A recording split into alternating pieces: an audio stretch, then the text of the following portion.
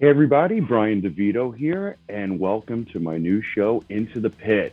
First ever episode. It's going to be a good one, and I'm hoping to have some really cool guests on this one. We are going to be ranking all of the studio albums from one of the most popular heavy metal bands of all time. And you know what that band is?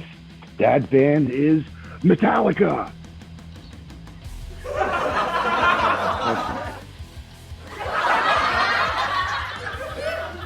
Yeah, you know this is supposed to be Metallica, but you have one job. You know the difference between Testament and Metallica. No, no. But this is embarrassing. No, it's okay. You're fired. Is what it is. No. Yeah. We are going to be ranking all of the studio albums from one of the most popular bands in heavy metal history, and that band is Metallica. It's going to be a good one, folks. Go grab a beer, get some popcorn, sit back, enjoy the show. We're going to be back in 30 seconds.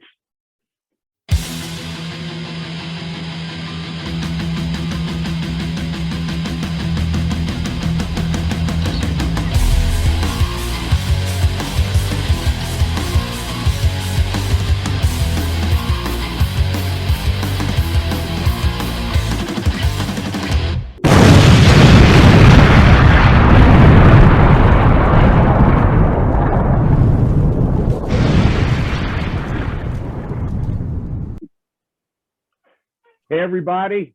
Brian DeVito here, Into the Pit.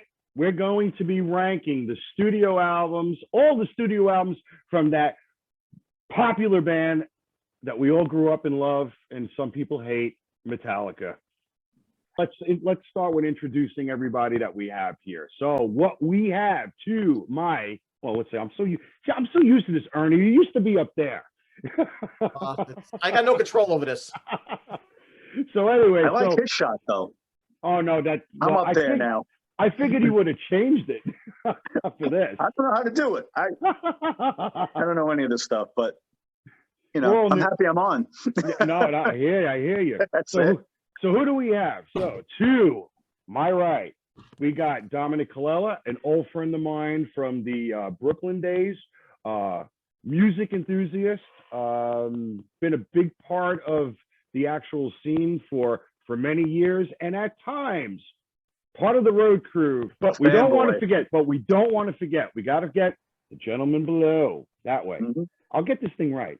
We got Ernie Palooza. Ernie Palooza has been a friend of mine for 30-something years. He's been a big part of the progression when I was in the band Playground. He's been our what did they used to call, AKA he was our manager, AKA mascot.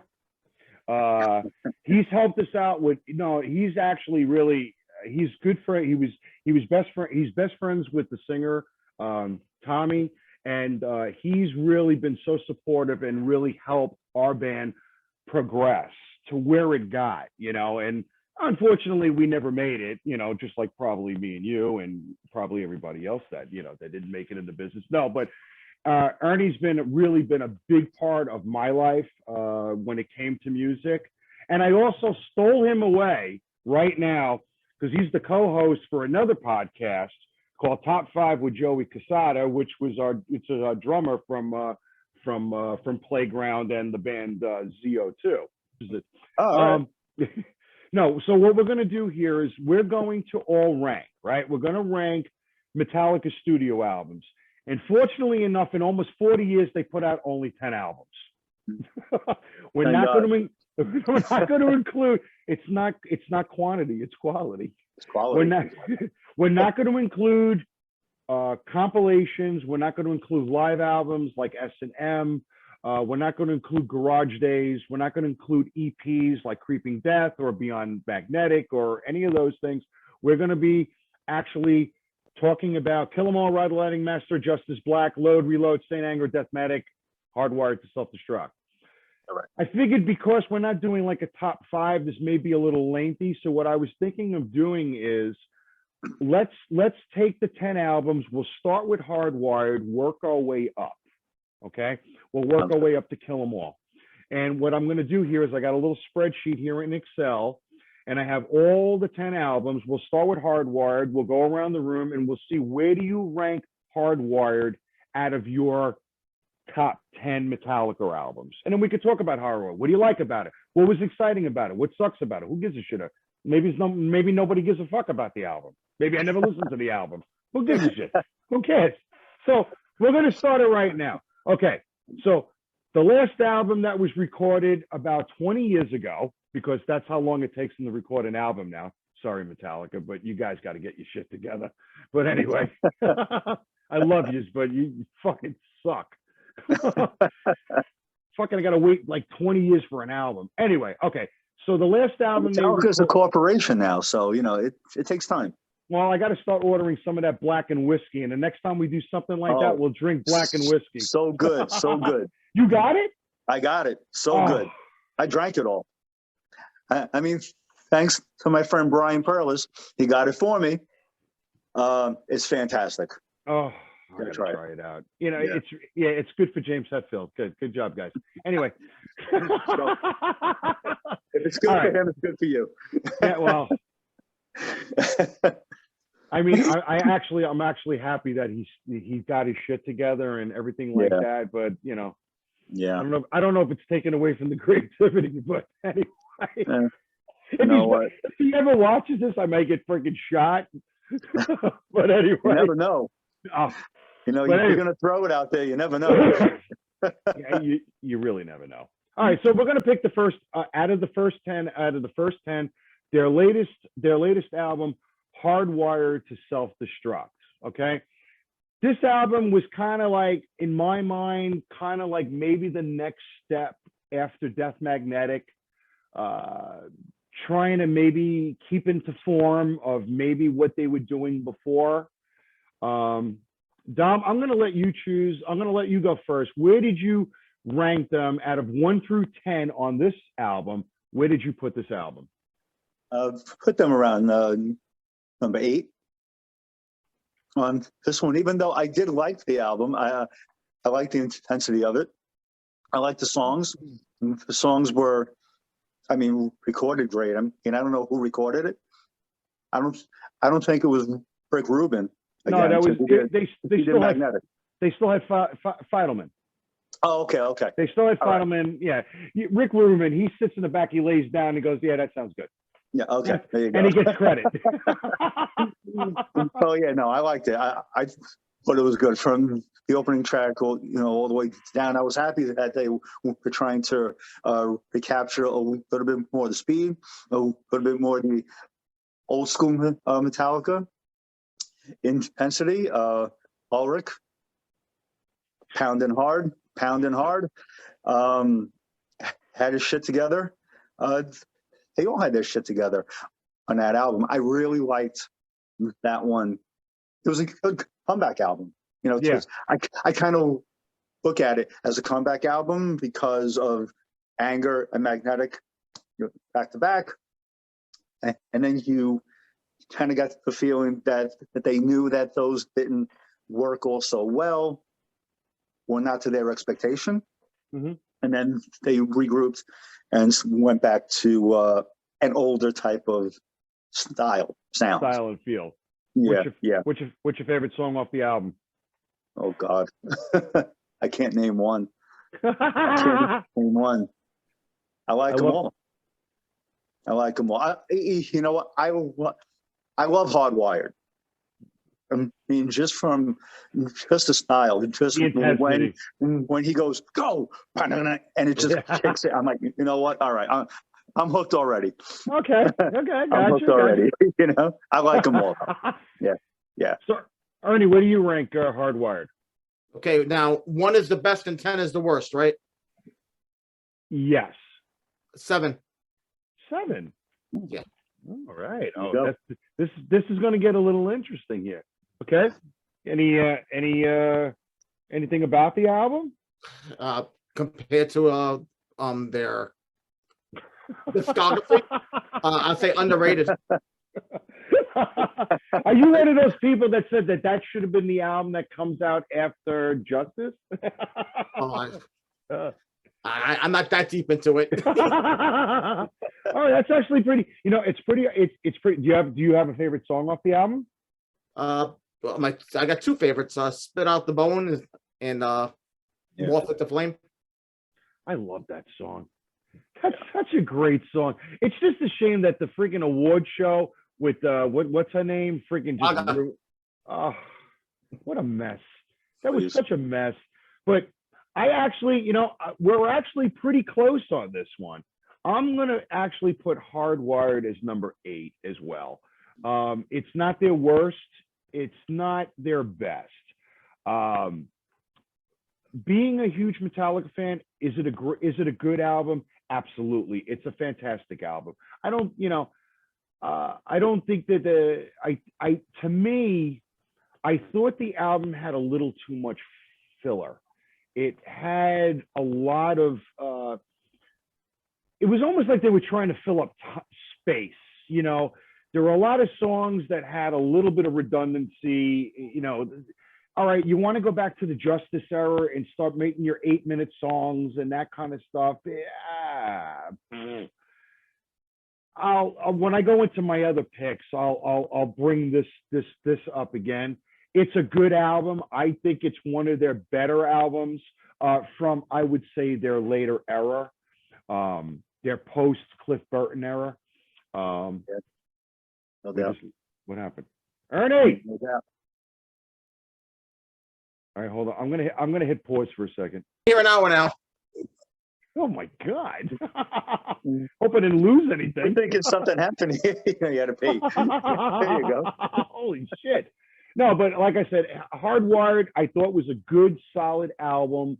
I just wasn't. I thought the album had a lot of filler on it, and I would have to agree with Ernie. My favorite track off the album is "Spit Out the Bone." I think it kind of like.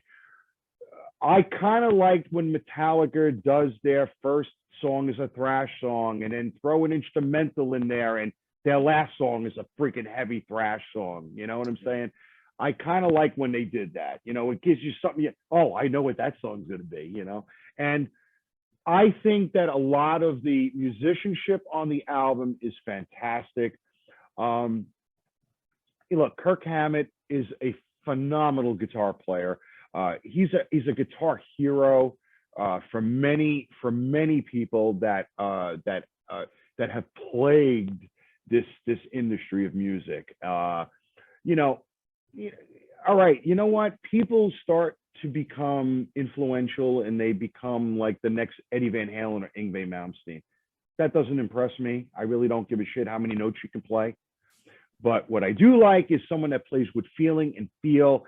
And Kirk Hammett is the perfect person for Metallica. It's a great album. I give it a number 8. So we got an 8, 7, and 8 with a total score of 23, which means that it's kind of on the bottom. So we're going to move on to their next album, which everybody kind of called this the Metallica comeback album, Death Magnetic. Dom, what do you think about Death Magnetic? Death Magnetic. What do you rank it? You get Death Magnetic. I'm going to rank number 7 actually. Loved it when it came out.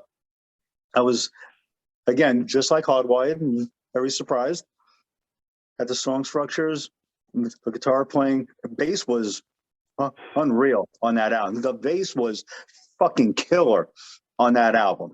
Okay. Yeah, and the only reason why I have to put it at 7 is because, you know, there's so much, you know, there's so much better shit. Masters is coming up. So more right. But that when it came out, that was another album where I just had it on all the time. Okay, and not just because I'm, you know, Metallica guy, but I really did like. I keep going to intensity. It was another one of those intense albums where James was, that fucking growl was back. It was there. Add that with the bass playing and Hammond and Lars again. Come on, man. Oh, Come I on, think man. I It was don't fantastic. I don't disagree with you there, but we'll save my opinions later. Ernie, what do you think of Death Magnetic? All right. Well, this is going to tell a lot because I have a feeling our top 5 are all the same. This is my number 6. Number 6. Okay. I can see where you're going with this. So this I is my. I can see where you're album going with this. the other stuff. No, I mean, what did you think, Ernie, when this album came out after years of the Load Era, and then we had I Disappear, and now then all of a sudden fucking this other we had Saint Anger that came out. What did you think when you first went to the record store and said, all right, I'm gonna buy Death Magnetic? I was loving this for a while. It was immediate, and where I really thought it was like classic Metallica, but then after a while it kind of fizzled out. But for a period of time, I was absolutely loving it.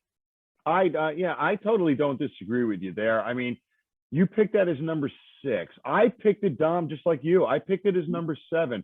I like it. I like it a little bit more than Hardwired to Self-Destruct. I did feel I was a little apprehensive about the album, only because, we'll talk about Saint Anger next. I did not know what to expect from this band anymore. I was kind of like at a loss at this point, but I really felt that this one was kind of going back to form.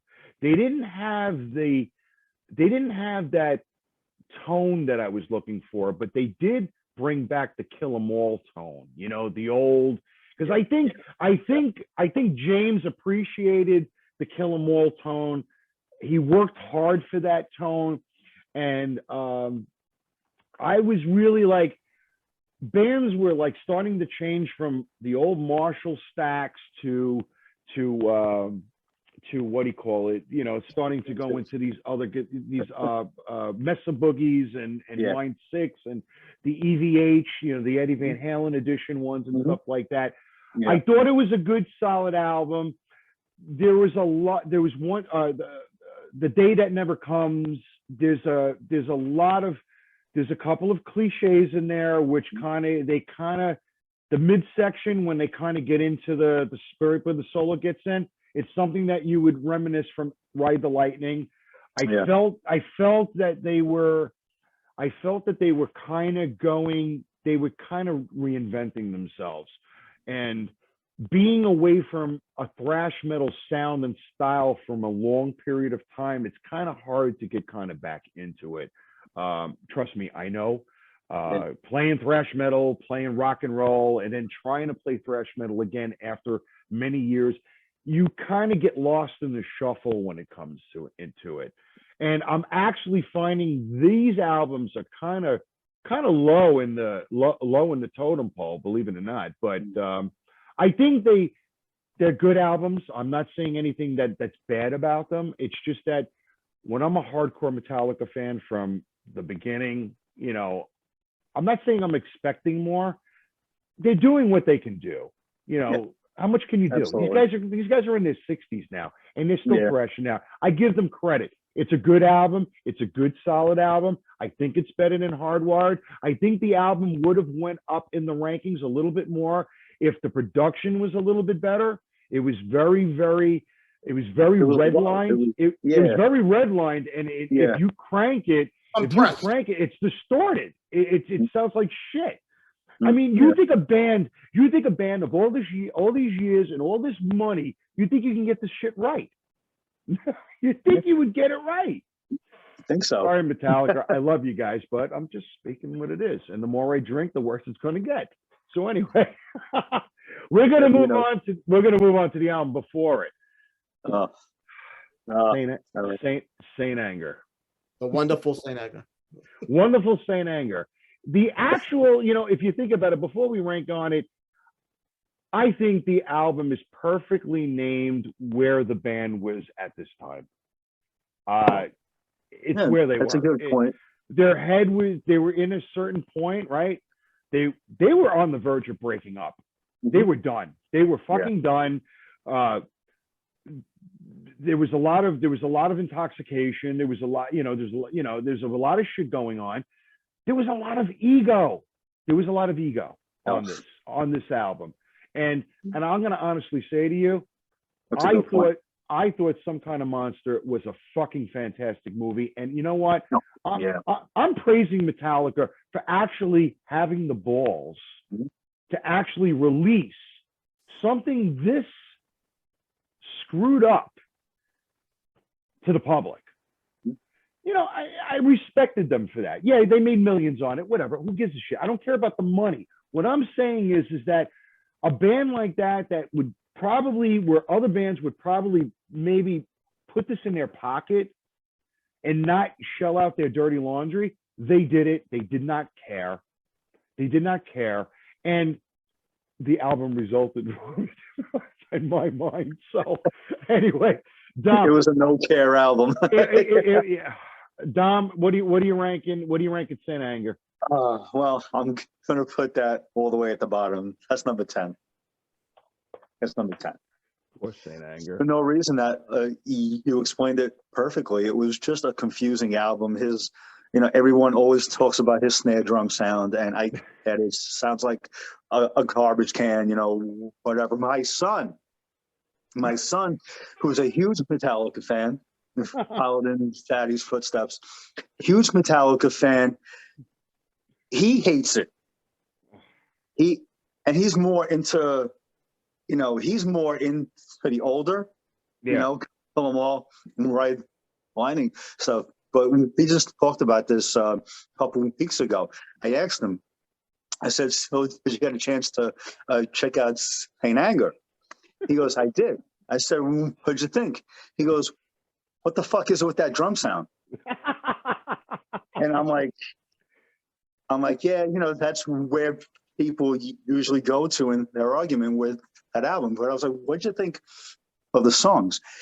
He goes, the songs, I didn't get any of them. It was confusing. It was, I heard a guitar here, I heard a guitar there, I heard a drum. I couldn't pay attention to the songs because of the way it sounded. Now, a song is sound, right? Yeah. But there was just too many things. And I agree. There's too many things happening, which goes well with your point. It was all ego. Way too much shit happening on that album. Personal shit. Yeah. Flowed into that recording session. And you could tell. And but that's number 10. And that's really the result of it. Ernie. Yeah, Ernie, what do you think, Ernie? If I could put it even lower, I would, but it's number 10. It's a ventriloquist album. Oh my God! It's so music is being thrown everywhere. As Dominic was saying, it's. I do got to give credit to the lyric. My lifestyle dictates my death style. That's there you go. Well, it's actually kind of funny. Good stuff. That's good stuff, though. I thought there was some, all right. So I'm gonna pick Saint Anger. I put it also as number 10, so we can agree that right now that is the bottom album. Yeah. No, I'll be honest with you. I thought the album would have had potential if it did a couple of different things. And again, this is just my opinion. I'm not a fucking music, I'm not a record producer or, I don't have an authority on it, but I do have authority of what I'm listening to, right?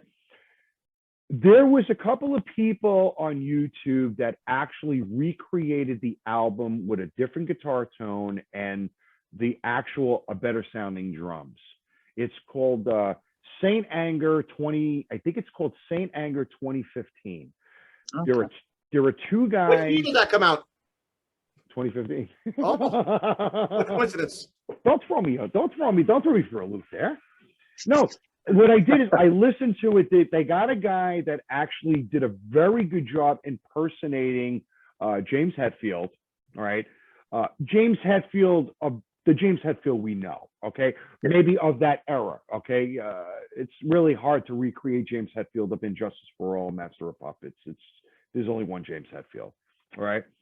The guy that I think played the drums also did the guitars. He played guitar. That's fucking people today. They're all multi-instrument. Yeah, right. I know. I'm lucky I could play the freaking bass. The guy played the guitar and the drums. I actually listened to this YouTube from start to finish. If it sounded like this might have been in my top 5. Really? It might have been in my top 5. Wow. I got to check this out. The songs are very powerful, and Metallica did a lot of stuff that was outside of the ordinary, and why the album turned out the way it did, right? And there was a lot of animosity between the band, right? How does Metallica work? James Hetfield comes up with riffs. Kirk Hammett comes up with riffs.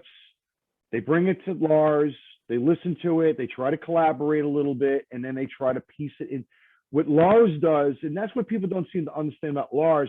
Lars has a good sound for music, of what really is going to make it, right? And he dissects these riffs and takes the best parts and puts them into freaking songs. And that's, because let me tell you something, if Lars Ulrich ever got kicked out of Metallica, which they were talking about doing during Master of Puppets, okay, who knows what they would have sounded like later on, okay? So Lars Ulrich, people that bitch about his drumming and his fucking personality and the way he acts and talks and his ego, let me tell you something. If it wasn't for Lars Ulrich, you would be no Metallica, period. End of story. Word. So Absolutely. let's get that out of the fucking way, all right? So what happened was on this album, yes, the production, what I appreciated about the album is that their final result is what they were going through, okay? James Hetfield was out of the norm. You've learned it from some kind of monster, okay? He said it. He likes control. He wants to be the creative influence of Metallica. That's his baby, okay? Metallica is his life, okay?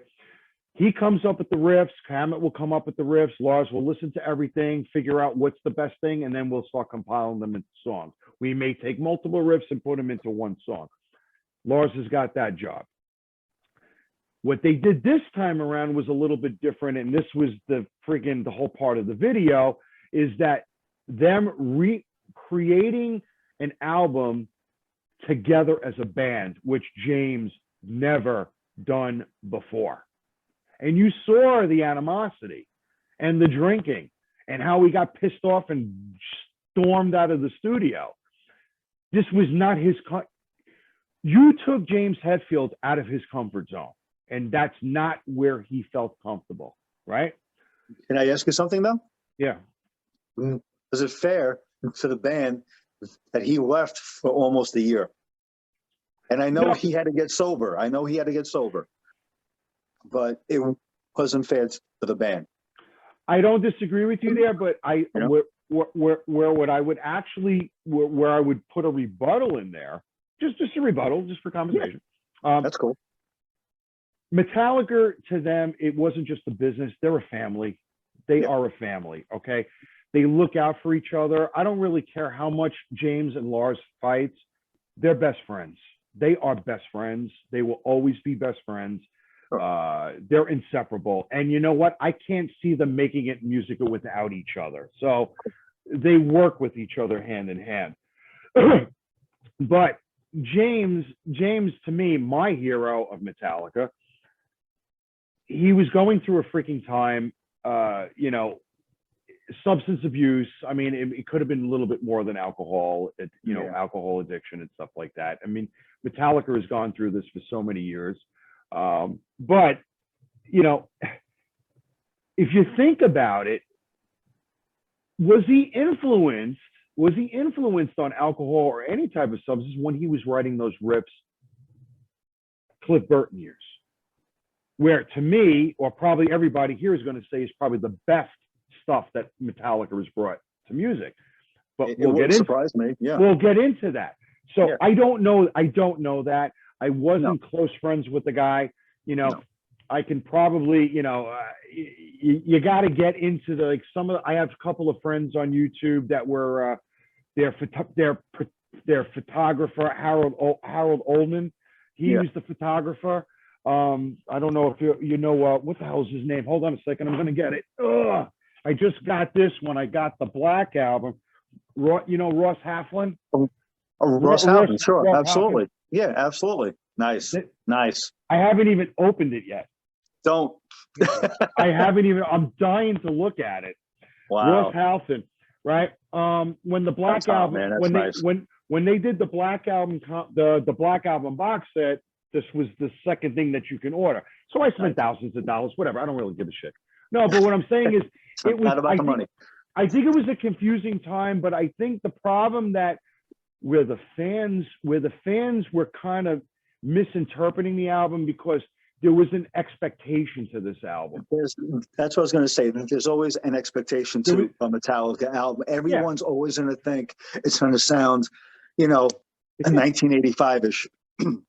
Well, Metallica turned around. Bands grow. Bands always have different sounds on every album. I can't imagine Metallica sounding like Kill 'Em All now.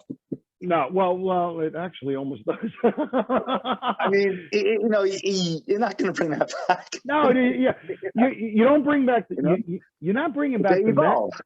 You don't bring back the magic. What you're bringing back is that it's just that it's just confusing. It's yeah, just of course. it's At the just end of the confusing. day, sure, of course, absolutely. I mean, I think the album had potential. It probably could have been a good album if it was produced properly. However, the band was in a different frame of mind. Yeah. And what you're hearing on this album is what they were going through. So I kind of find from a personal standpoint from them, they could have been a personal album for them. Yeah, that's true. And they don't really give a shit what their fans think. Of course not. Of course They not. give a shit less. Why would they? Come on. They do it for them. That's right. All right, we're gonna move on. We're always gonna be Metallica fans. It doesn't matter. We're gonna move on to. We got to move on to the next one. So So the next album that was out before Saint Anger was the second part of the two-part Load era, Reload. Dom, what do you rate this album? A 9. That's number 9 for me. I can't even name a song off that album. I'm just wondering if you're actually seeing my computer right now. Number 9. You know what? I don't know. I like I said, I can't even name a song from that album right now. Okay, I haven't listened to that probably since it came out.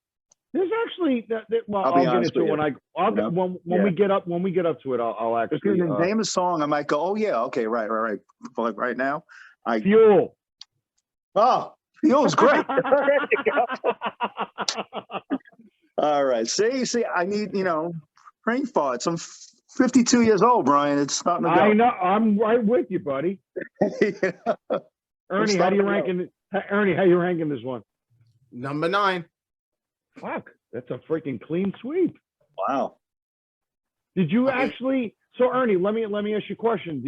Did you actually feel something for this album? Did you feel that it was way out of league, or come on? The album didn't do it do much for me. I mean, as Dominic pointed out, the memory doesn't remain. I actually like that song. Nice. I like that song. Well, I like that song too. Well, that's a good one. It's a clean sweep right now because I picked Reload as number 9 myself. All right, it's not all right. Well, when we get into, because the next album we're going to track is going to be Load, and we can go into it together. To me, I put Reload where it was because I thought it was still Metallica, even though it wasn't Metallica. As much as I love Hardwired and trying to reinvent what they've done before, same thing with Death Magnetic and Saint Anger, which was just more of a just the time that they were going through. I actually like Reload better than those albums because I felt that this was still a continuation of where they were trying to find themselves in the music industry at this point. Okay. This was a rough time for heavy metal. Okay.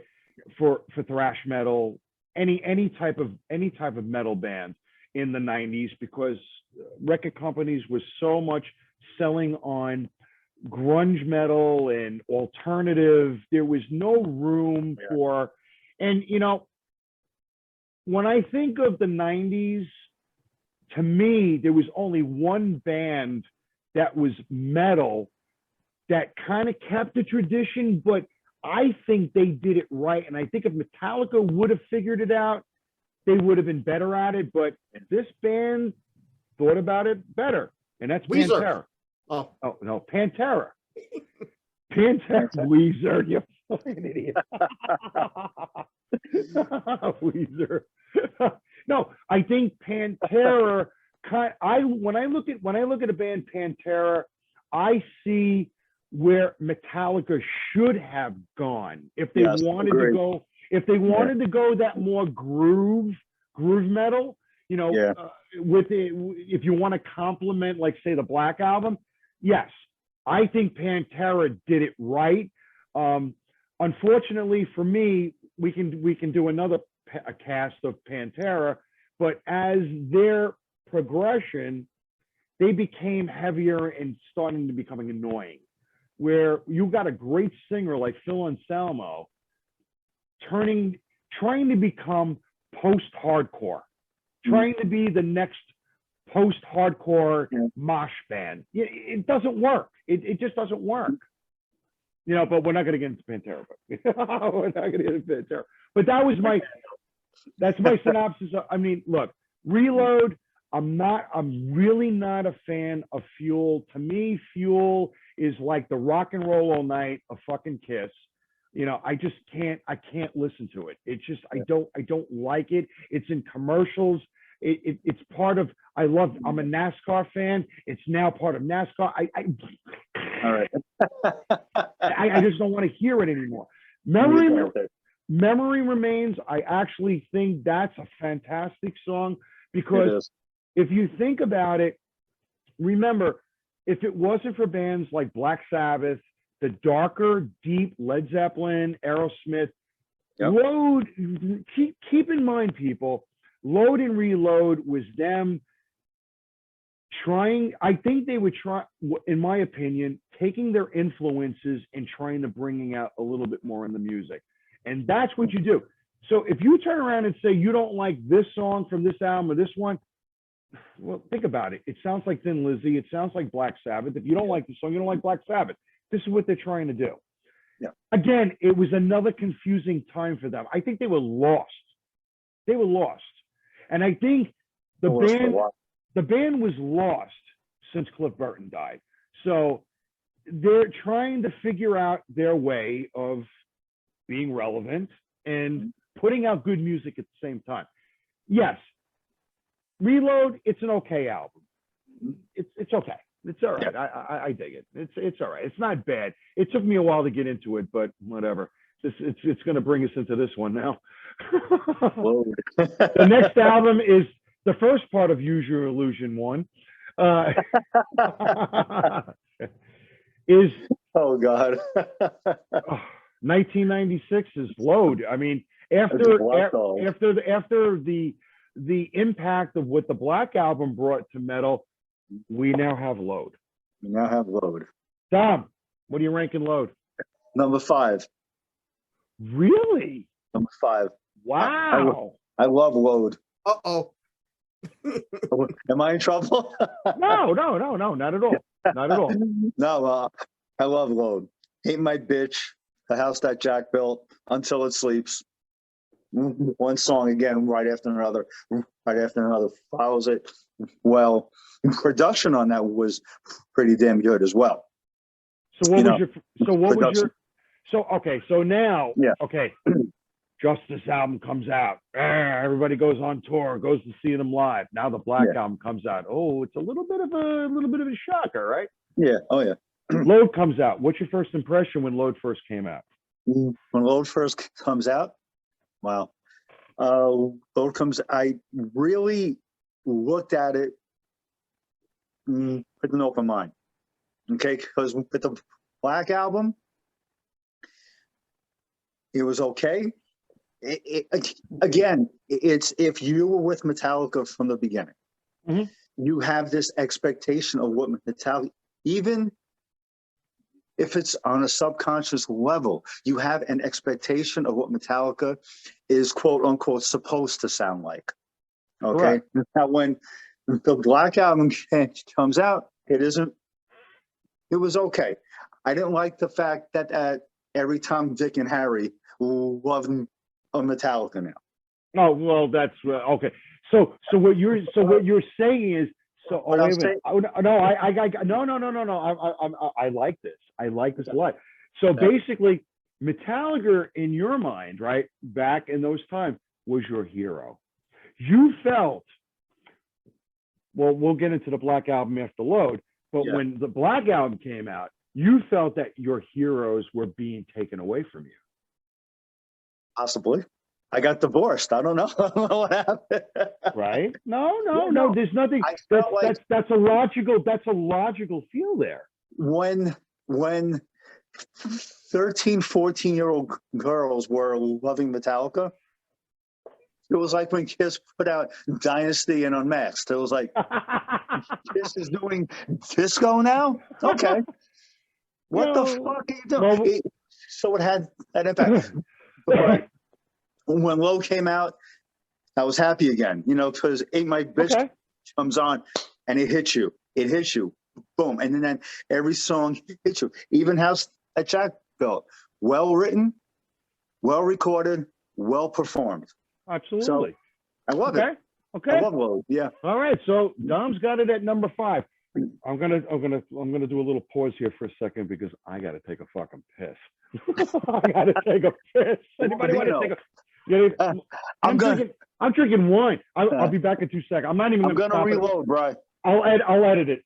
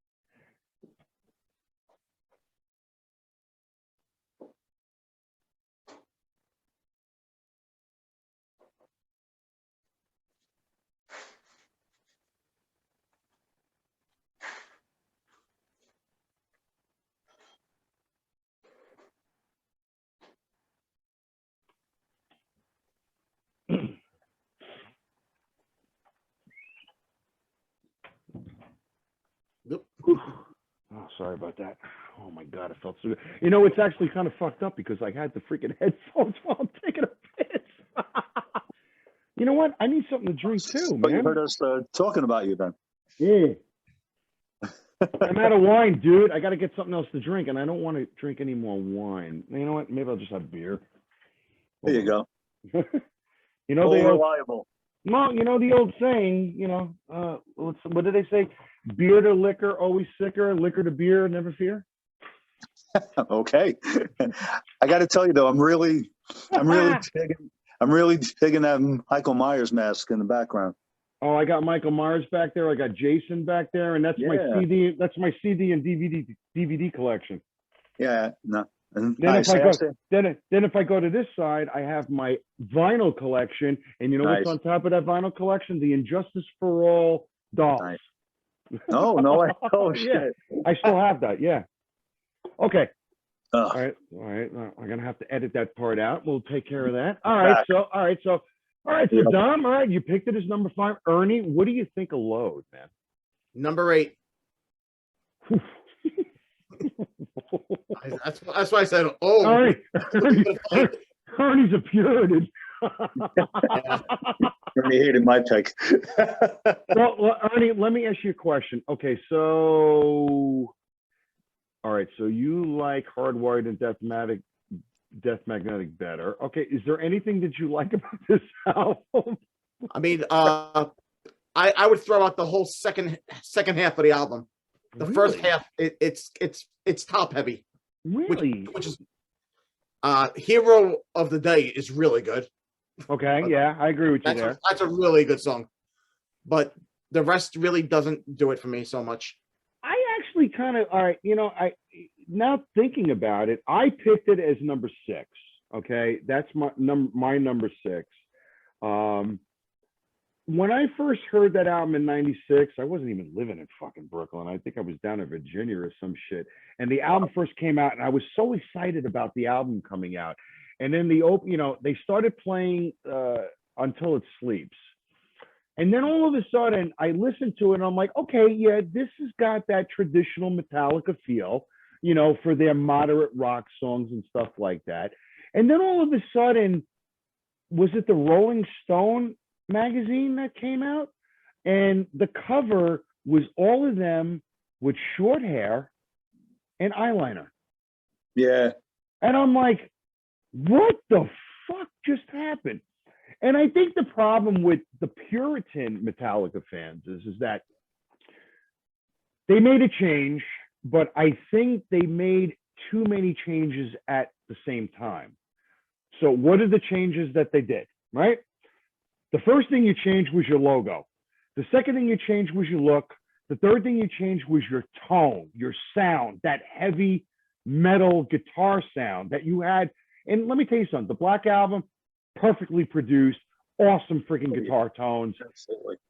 fucking punchy guitars. If you would have had that on low, if the production sound, to me, the guitar tone would have been the same as the Black Album, I think Load would have also been higher on my list. I look at Metallica with that fucking guttural mid tone where that brings out that traditional Bay Area thrash sound, guitar sound, where all the other Bay Area bands that have done that, like Testament and Death Angel and Forbidden and Violence, all right? I felt that they lost their sound. The crunch was not there. It was almost to me where they're playing the song and it's like, did you forget to hit the overdrive pedal on your foot pedal? No? There's a decent album. There is a handful of songs on this album that I really, really like. Ain't My Bitch, fucking, I don't know. The lyrics to me are a little flaky, but whatever. 2x4, fucking killer. 2x4 is killer, yes. 2x4 is fucking Yes. killer. I love Until It Sleeps. I know a lot of people are going to probably hate me for this. I like The Outlaw Torn. I like Bleeding Me. Those are Black Sabbath jams. This is them actually showing off some of their different influences that they had at the time. Why do I have to be the norm and play fast and do this other stuff? Whatever. I think Load was a better album than me personally. I can take a handful of Load and Reload, put them together, and probably make, right, Aaron, one good album. Yeah, we could probably make one. I love Fixer. Fixer's a great song. It's very slow. It's very Wasting My Hate on Load. That's another song that's a freaking great song. But if it had that guitar tone, that Metallica tone, I think people would have appreciated it a little bit more. But what Metallica did is that they did too many drastic changes way too fast. Okay. You want to change your look? Fine. But did you have to put the eyeliner on? 2, you changed your sound and you changed the logo, which made it feel like you were kind of isolating. This is the new Metallica. What we did before was that chapter, and we're closing it and we're moving on. Whatever. Whatever. It took me a while to get into that album. And you know what? To this day, if I get into that mood, I can actually listen to the album. over any probably other albums that are out there, because it's been a big part of us. It's been out there for a while. Yeah. People started getting away from Metallica pretty much after this album. This era. They were like, whatever. I can listen to Alice in Chains. I can listen to Alice in Chains. They're better at it. You think? Jeez. But you know what? If you think about it, you start hearing some of those. I think Metallica James started getting influences from that era. I think Jerry Cantrell, Soundgarden and that kind of stuff. I think he was starting to like. Look, metal started to turn. You can either become a death metal band or an industrial death metal alternative metal band, or you can do this. Metallica wasn't going to do that. They didn't want to do that. That's not them. So They reinvented themselves, and that's okay. There's nothing wrong with it. You know what? Fuck it. Load. Good album. Yep. Agreed. Not one of my tops, but it's a good album. All right, we're going to move on to I'm going to call this one the controversial album from between the Puritans and the new fans. We're going to go on. I hate calling it the Black Album. It fucking sucks. Black Album. It's Metallica's self-entitled album. Let's talk about Metallica. Dom, what are you ranking? Yes. That for me is number 6. Number 6. Number 6 for me. Okay. And the reason why it's number 6 is because of what I alluded to earlier. It felt like there was a separation now between the old Metallica sound and a new Metallica sound. And every time Dick and Harry loved Metallica, they knew 2 songs and they were Metallica enthusiasts. They knew everything about Metallica. The year they were born, what beer they drank, what time they take a shit in the morning.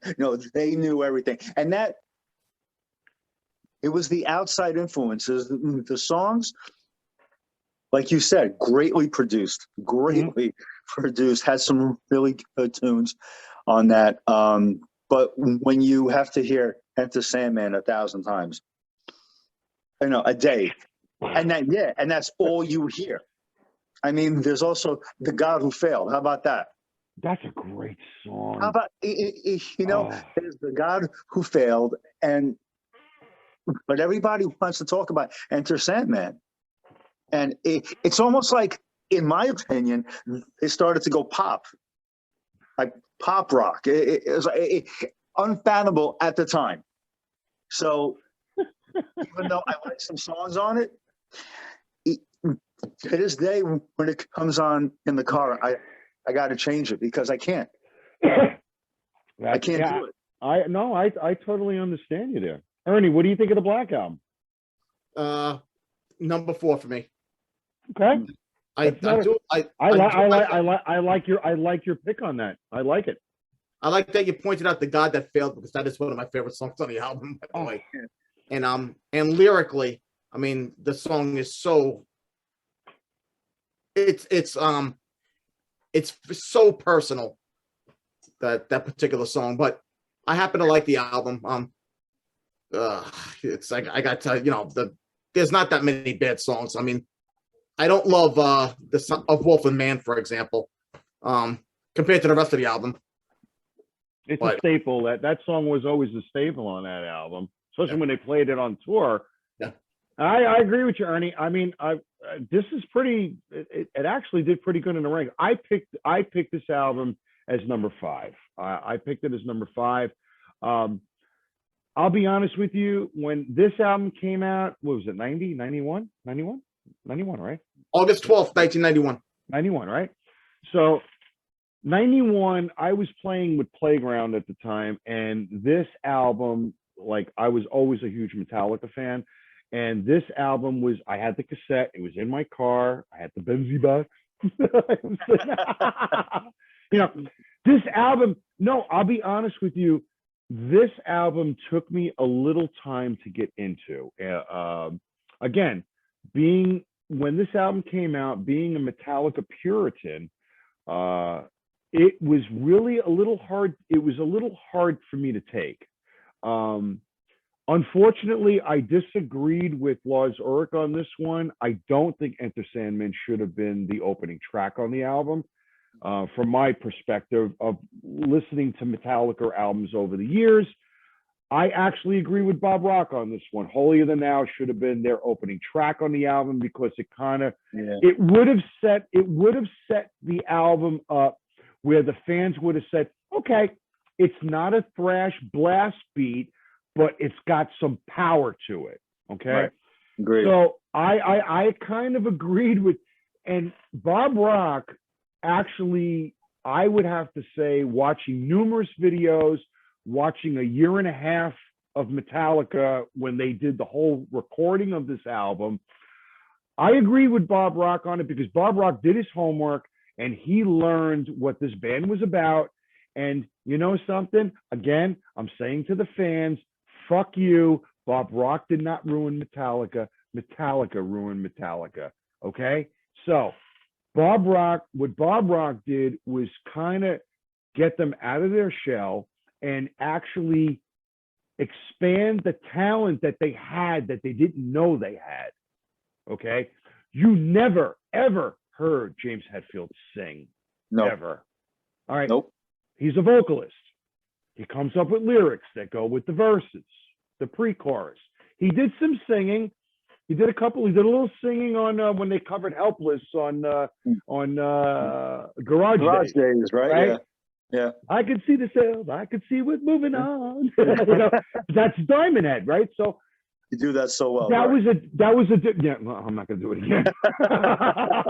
No, he just no. I think what it was is that Metallica had this talent, and someone needed to beat it out of them.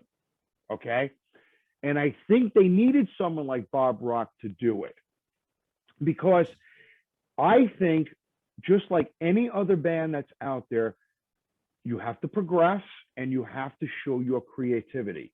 If you have something new, a new idea, you got to let it out. Of course. You got to let it out, right? Of course. And not a lot of people don't realize back then, Bob Rock was the most sought after producer by any band. Hair metal, he was sought out. Okay, he was number one. Well, I'm going to say at this that time. Well, I agree with you there, and I'm a huge heavy metal fan. But I'm going to honestly turn around and say, if I had to pick one of the best produced albums of all time, I'm going to say "Dr. Feelgood" by Motley Crue. That is just a freaking killer, freaking. Yeah. But that is what got Now we're going to compare Tommy Lee to Lars Ulrich. It's totally two different. Different drummers. But the sound, the tones on the album. Now, people turn around and say, okay, Enter Sandman. I probably wouldn't have put Enter Sandman as an opening track. I might have put that as maybe their second track. I would have opened it up with Holier Than Thou because the album didn't have technically any thrash beat songs on it, right? No, not at all. So Holier Than Thou was probably the fastest song that they had. So I would have opened up the album. So that way it would have set the expectation to the audience of what you're going to get. No, I agree with you 100%. Right? So Enter Sandman, all right, you know what? I thank her. You know what? Kirk Hammett came up with this friggin' riff. It became, right now, one of the biggest Metallica songs of all time. Oh, of Enter course. Sandman. Absolutely. It's a great song. It's a great song. But when I listen to, like, Nothing Else Matters, and then let's go back in time. Like, we're going to go back in time. Let's start when they started doing songs like that. So Bob Rock heard Metallica doing Fade to Black. Yeah. Sanitarium, right? Now, one. Nothing Else Matters was probably, and even probably The Unforgiven, was those songs on steroids. Yeah. I'm gonna say it now. Probably my all-time favorite Metallica song of all time, I have to say, is probably One. Oh, that's a great song. Oh. I love the early stuff, but One I thought was the perfect. It was everything. It was melody. All right, well, we'll get into that when we get into Justice. See, Ernie, you got to freaking stop me with good. this shit. Stop it now. You got to stop me. No, but the Black Album, I thought was, they came out of their shell. They brought out talent that they didn't even know they had. And I thought the Black Album, shit. The Black Album, as far as I'm concerned, if I wasn't a Puritan, could have been a top 3 album for me. It was our heroes. Yay, you learned how to play, and they took it to another level. No, Yeah. they took it to another level. When we get up to the earlier albums, we'll get into probably why they were so fast and why they were doing what they were doing. Yeah. So, all right. So the Black Album did very good. We're going to move on to their 4th album, 1988, first studio album with non-bass Jason Newsted and Justice for All. Dom, how do you rate it? Jason. Ready. Okay. That came out when you and I were hanging out in 203 Schoolyard. I remember that. Drinking 8-ball. I remember that because I was the only one who had a boombox. Yes. Right. And I bought the album on cassette, brought it over there, and we blasted the shit out of it. And I got to tell you, I think we blasted the shit out of it for like a week straight. I mean, that's what we listened to. But that fucking album, man, we were waiting for that. I think it came out in July. There you go. Oh, yeah. Yeah. We were waiting for that to come out, came out. That's fucking awesome, man. You have it all, man. You're making them all their money, bro. I got to keep them in business. They should personally thank you, One of them should have came on the show. Yeah, exactly. Oh, shit. Exactly. No, So, but yeah. Anyway, long story short. What do you rank it? Oh, shit. I'm ranking that. I'm ranking that 4, man. Okay. I love it. Good. I love Horror Stir of Sorrow. Obviously everybody knows that one. The shortest straw is fucking intense. But overall, I'm not going to go through all the songs. Yeah. Overall, I didn't know until later on. You probably knew because you were always a musician that there was no bass on the album. Well, no, but back then, and you hear that they lowered Jason and everything like that. Okay. But I was so into the album and wanted it to come out so bad that I overlooked everything. I didn't get into the technicalities of it. Heard song after song after song over and over and over again and never realized that because all I hear on that album is Lars. That's all I hear. Lars and James. Yeah, that's all I hear is Lars. James is there, yes, but I personally only hear Lars, and that's it. So, and I love it. I love it. I agree with you. It was so fucking hard. I loved it. Overplayed it. Still played to this day. And I'm a Metallica geek, man. So well, I hear you.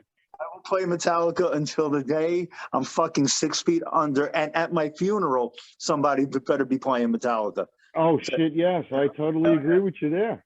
Right. Ernie, what'd you think? Ernie? Justice. Number 3 for me. Number 3. Nice. Woo! Wow. He's picking it over a couple of albums I didn't think. Right. I like that. That actually put their ranking fairly, really, really good. The shortest song on this album is not long. What's that? I think people forget that I think the record company was getting pissed at them that they were refusing to release singles. Before this album. The song One, for example, was the 3rd single from this album. Harvester of Sorrow came out before that, and so did Eye of the Beholder. Eye of the Beholder, right, right. They were releasing singles and everything from this album. I mean, there was only 9 songs on the album, and the Holy 3 of them were already singles. Holy shit, Ernie is actually teaching me something because I That's thought I because- freaking knew it all. 8, I 10 thought I minutes knew it long. all. No, because actually, if you think about it, right, I'm agreeing with you guys. I picked Injustice for All as my number 4. Okay. Nice. I'm going to be honest with you on this album. I listened to Kill 'Em All, Master of Puppets, Ride the Lightning to death. Death. Yep. Creeping Death EP, you know, Creeping Death, Blitzkrieg, and they started doing I actually enjoyed the. Okay, I can bring this up now. I didn't bring it up before. Okay, Garage Days Revisited. Okay, the album comes out, the import version without the weight. The weight wasn't on the first pressing of Garage Days. Okay, Oh, really? Oh, okay. the weight was not on it. Wow. So, Okay. so I know that. you said you were working at Zigzag at the time, right? Yes. Okay. So me and my friend Eric were at my house. We hear Metallica Garage Days Revisited is being released for $5.98. I called my mother. I said to my mother, I said, Ma, we're heading over to Zigzags right now. Call Zigzags and put 3 on the side. We are coming right now. This is the impact this fucking band had on me, right? Me, Eric, and my friend Glenn. You know, do you remember Glenn, Ernie? He was from Marine Park. He used to hang out with Kenny Shawk and What's the last name? Oshner. Yeah. I thought Tall guy. I remember Keith, his younger brother, even more. Keith, yeah. Oh shit. Oh, so you do know him? Okay. Yeah. All right. So all 3 of us now. Glenn was the only one that had a fucking car at the time, so he drove us to Zigzag. I walk in and Phil is there. I said, Phil, you got those Metallica albums? He looks. I walk in. He goes like this to me. He goes, whose mother called me? Classic Phil. Yes. Whose mother called me? So my mother called and asked to hold the fucking 3 albums. That's the impact this band had on me. And I'll be honest with you. The first time that I heard Injustice for All, I was I was excited, you know, because I wanted to see what this band was going to come up with without Cliff. The first album without Cliff Burton. Jason Newsted, fantastic fucking bass player. I loved him. I have the first album of Flotsam and Jetsam. He's a fantastic bass player, but I wasn't sure how it was going to fit into Metallica's model. So, you know, I said, okay, so now I bought the album. I'll be honest with you, when I first heard it, the first impression that came to my mind was not that there was a lack of bass. The impression was that, do I really like this album? You know, like I said, I played the first 3 albums to death. Now this new album comes out. And I'm like, I'll be honest with you, Injustice for All, I owned it on cassette, CD, vinyl, the box set. It probably took me, this album actually, because I loved them so much on the first 3, this album took me a couple of listens to before I really appreciated the album. Because, that's fair. It like the Black Album, it was a shocker to me. But the good thing about Injustice for All, it kind of braced me for what was going to come next. And I think that's, you know, Justice, love the album, number 4 for me. I would have liked it. I think if the production was a little bit better, but again, I'm a Metallica Puritan, so I'm going to keep it where it is. I got to keep it where it is with Jason Newsted. I love Jason Newsted. I love Cliff Burton. I love Rob. I love all their bass players. Each one of them brought something different to the band. Blackened, if it wasn't for Jason Newsted, we wouldn't have had Blackened. So he wrote that tune. So let's give some credit to the guy, and you know, and then we'll move on to the next album. You know, when Get credit. Brian, when James and I are the beholder, when James sings "Do You Hear What I Hear," he's not talking about bass. No, wait a second. What are you talking about? No, it was I don't know. I've seen a bunch of videos about what happened during that era, and I've heard so many different stories between Metallica and fans of Metallica. There was so many different different things that they said. I'll be honest with you. I really don't think their intention was to actually get the bass out of it because of what happened with Cliff. I really don't think that was the case. I think they were just mixing it, and when they were going through the mix, when you have a drummer and a guitar player doing the production to the album, they want to hear their stuff over anybody else. However, this was the album. I mean, you heard Jason Newsted a lot on Garage Days. Yeah. Right? With Helpless and, Crash Course and Braid Surgery and Green Hell and stuff. But I was looking forward to hear his contribution to the band. Why you guys took someone like Cliff Burton, who was an intricate bass player, to Jason Newsted. I'm not trying to say it like Jason Newsted was a bad bass player. No, he was not anywhere remotely close to the same type of bass player. I'm not saying better or worse. They were totally two different styles. Classically trained Cliff Burton, right? Understood music, played with his fingers. Now you what you really brought into Metallica at that time was a fan. You brought a fan. And how did he get into Metallica? He learned your set list and was ready to go if you guys wanted to go play live. Good marketing, pal. Good marketing, pal. Smart man. No, if you think about it, Cliff Burton died September of 1986. 86, yeah. Right? Was it the 10th? I don't remember the date. Oh, Jesus Christ. But anyway, I'm such a bad host.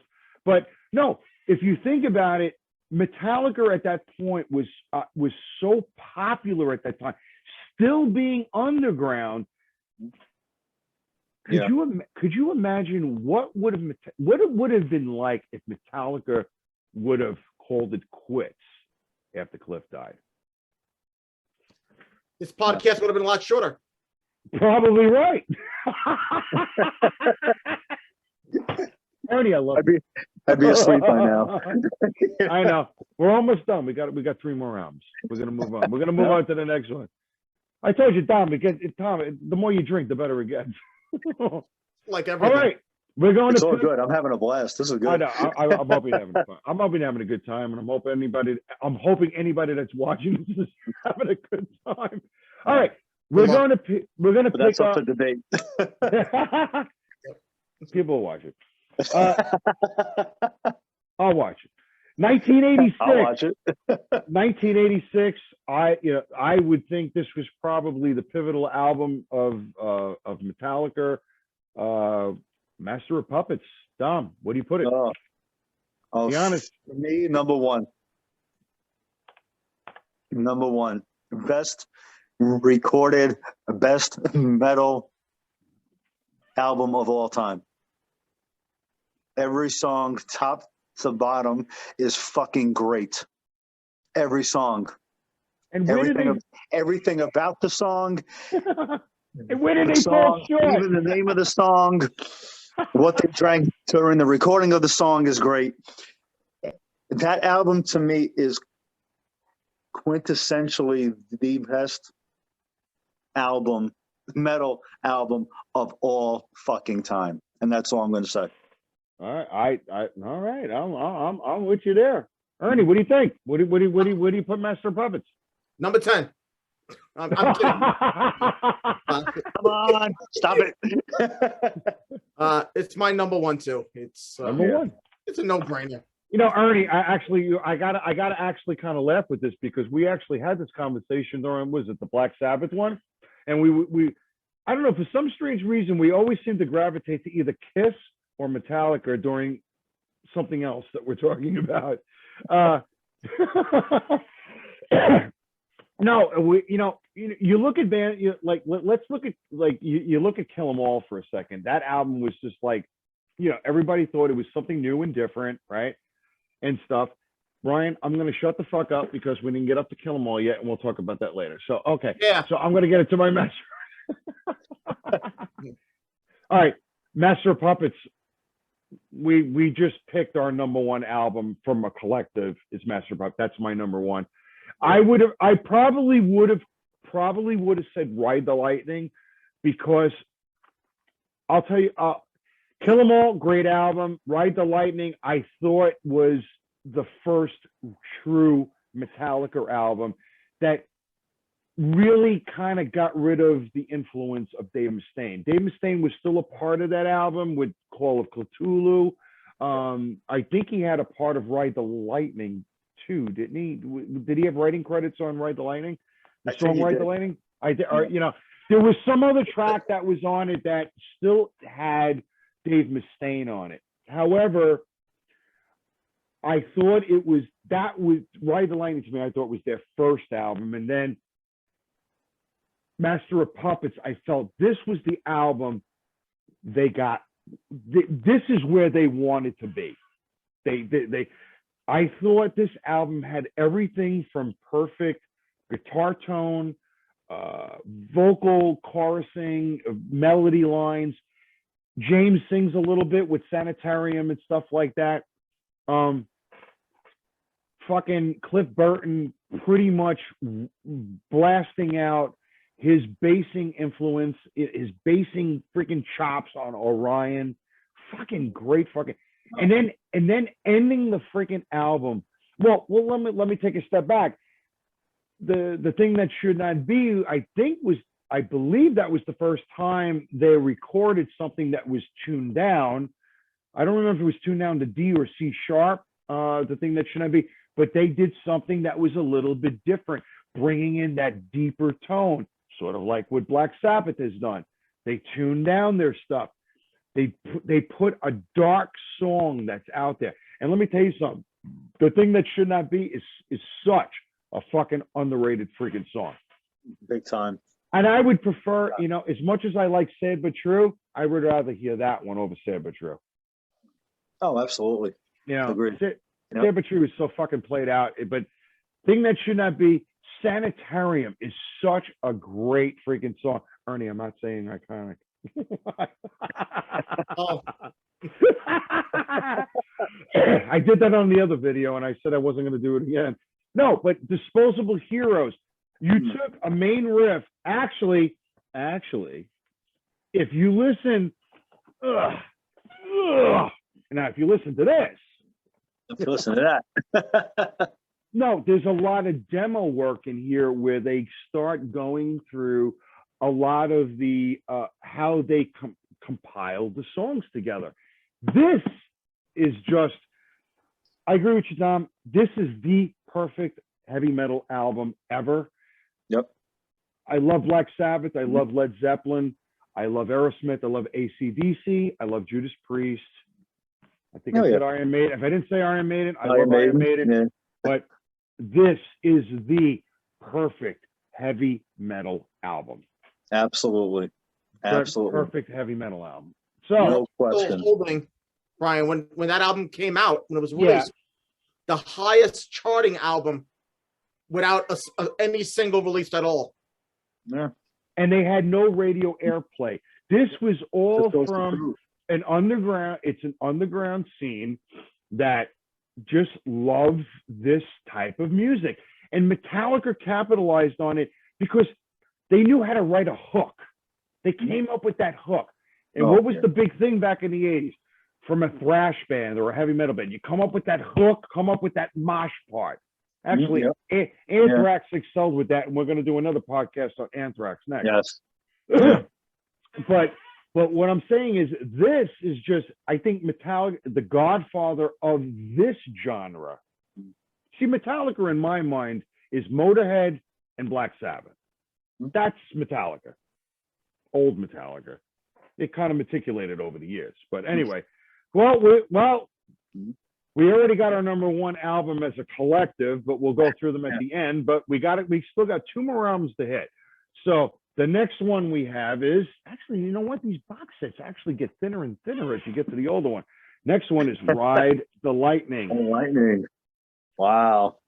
Ride the Lightning. Dom, what do you rank it? Ride the Lightning for me is number 3. Okay. Number 3. I mean, Trapped Under High Fire with Fire, For Whom the Bell Tolls, Fade to Black, Creeping Death, which is my favorite Metallica song of all time. The song Ride the Lightning, again, Cliff on this just kicks ass. He just kicks ass. The speed, the intricacy of his playing, along with Hammett also. Hammett's got some fucking insane riffs on this also, and the speed, just, you know, being a Puritan, everything about those first 4 albums, I'm gonna say the same thing. They were just great. I mean, there's nothing more I could add, because being in '84, I was 14. Okay, so being 14, yeah, right. And again, hearing this at 14, and now I had just gotten into Maiden at 12. Okay, accidentally at a cousin's house, he had it on, and I was like, mind blown. Well, but again, there was no comparing the two, but hearing them was almost like hearing them again for the first time. First time. Hearing this album was like, oh my God, how can it get any better? And then and then it's just those 4 albums. If I'm stranded on an island, all right, pick 5 albums, I'm taking the first 4 Metallica. Don't say it, because we may be able to do a top 5 island thing. We'll save that for another show. All right. I think you already know who the other band is. Oh, good. All good. Woo-hoo! Number 3. Yep. Ernie, what do you think? For me, Ride the Lightning is number 2. I figured you would go there with that. I'm really gonna show my nerd status here. Hold on a second. I gotta get another beer. All right. I'll wait for you to get back. No. I thought he was going to go grab another one of those like big ass albums. You know, he's got this. He's got that. I used to really get into the similarity of the way Ride the Lightning and Master of Puppets is put together, where it both starts with an acoustic thing. The song 2 is always the title track. Song 4 is always the ballad. Yep, Yeah. you're hitting it. You're hitting the 4th song, the last song on side 1. There's so many similarities between the 2 albums. It's Master of Puppets is it's kind of like Ride the Lightning Part 2 in some ways. I don't disagree with you there, Ernie, because I you know what, this actually, this can change from time to time, you know, the rankings and stuff like that. Sometimes Ride the Lightning may be my number 1, or Ride the Lightning would be my number 1. Ride the Lightning for me is number 2. I picked it as my number 2 because I feel that Kill 'Em All, great album, but it wasn't really the Metallica that we all know, because you're playing songs that were heavily influenced by Dave Mustaine. And don't get me wrong, I love Dave Mustaine. I'm a huge Megadeth fan, and we can have another one on that. I'm a huge Megadeth fan. I'm a huge fan of Dave Mustaine. But from Metallica as a band, I really felt that Ride the Lightning was 90% Metallica of what we know now, right? The Metallica with Cliff Burton and Kirk Hammett, Lars Ulrich, and James Hetfield, right? But there was still some influences of Dave Mustaine in there. And I think that's probably why. And another thing is that when I listen to Ride the Lightning, I love the entire album. However, if I have to pick between Ride the Lightning and Master of Puppets, Ride the Master of Puppets, I can listen to the whole album from start to finish with no issues, right? There's a couple of songs on Ride the Lightning that they're great. No, they're great songs, but it doesn't compare to what's on Master of Puppets, like Escape. That was a filler song that they recorded because the record company wanted them to, right? So Escape was a weak song. I didn't think Escape was that great of a song. However, when I compare it to Master of Puppets, I like every song from Fight Fire with Fire to the Call of Cthulhu, right? So yeah, it's a fantastic album, but I would have to put Master of Puppets ahead of it only because I think if Cliff didn't die, Master of Puppets is probably, that was where Metallica, in my opinion, hit its peak. Strongest. So people out there that turn around and say, well, if Cliff didn't die, they never would have recorded the Black Album alone.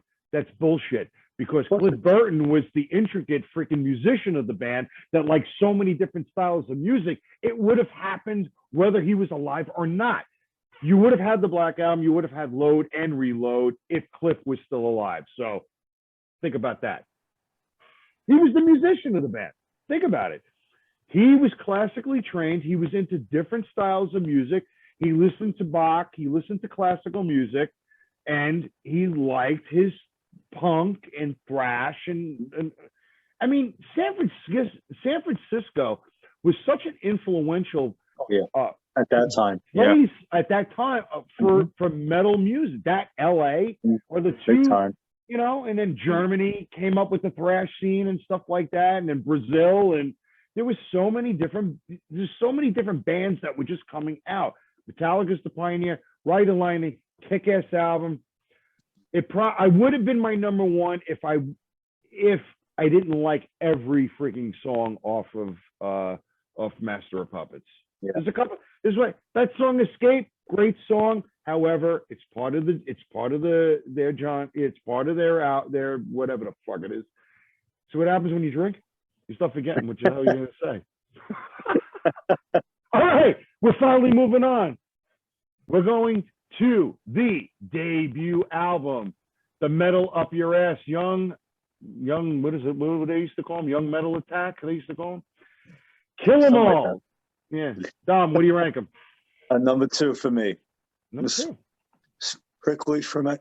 Excuse me. Yeah.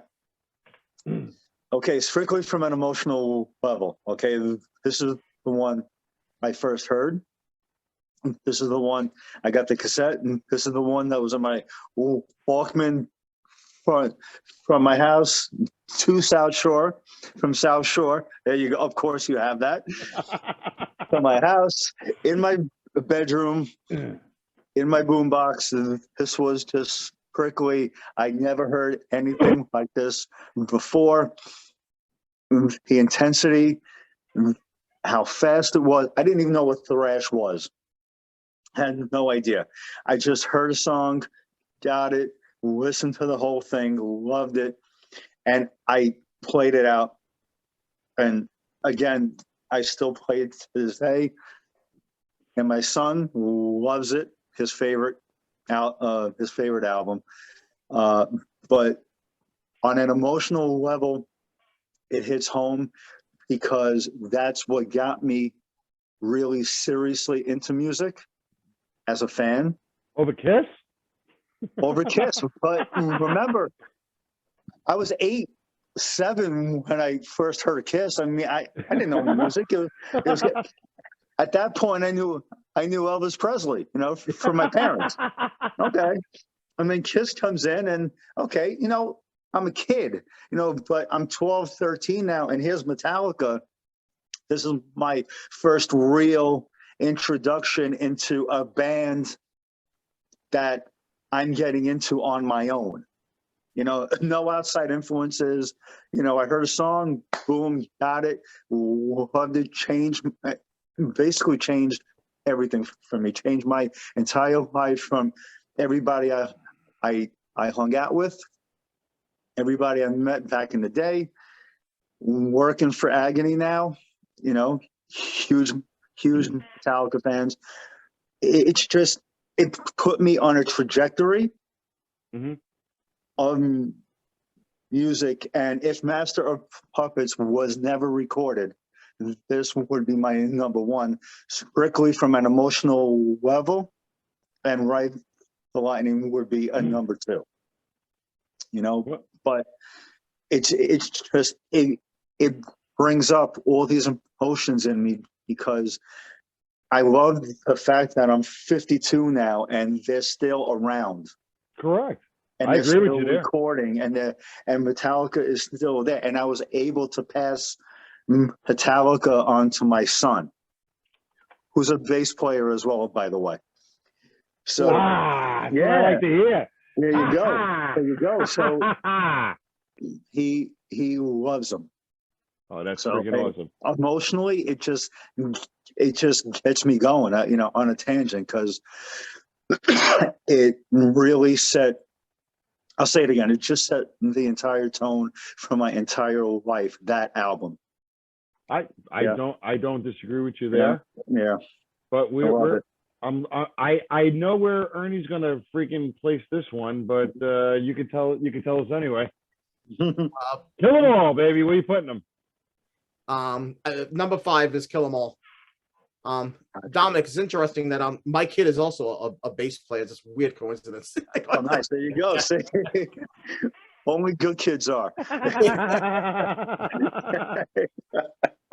Wow, that's freaking great. I mean, as I get older, you know, I'm so into Metallica and Black Sabbath, and my albums shift over the years. For example, if we ever did a Black Sabbath one, I think you'll be surprised how badly the debut album. But we'll talk about that some other day. but Kill 'Em All. Ernie, let's set it up. But yeah. But one thing interesting about Kill 'Em All, it's, as I said, I'm a nerd with this type of stuff. There's only one song on the album that is a made-up word for a title. And Brian, you mentioned Motorhead and Black Sabbath. Yeah. It's those two names put together to me. Motor Breath. Yeah. That's a great song, man. Yep. Oh, That's No a doubt. great freaking song. You know, it's No doubt. actually kind of, you know, it's actually kind of, I picked Kill 'Em All as my number 3 too. Only because not because that I like it any less than any other album. It's a fantastic album, but I think Metallica, it took them a few years to really master what they've become. You know what I'm saying? I don't know what is that beeping noise? I think I'm connected to my phone. But anyway, I'm actually looking. I just sorted our collective picks, right, for our top 10 Metallica albums, from our least favorite to our favorite. It's actually pretty on par for what my original picks were. So basically, our number 10 collectively was Saint Anger. That's surprising. You think? Shocker. Right. Collectively for our number 9 was Reload.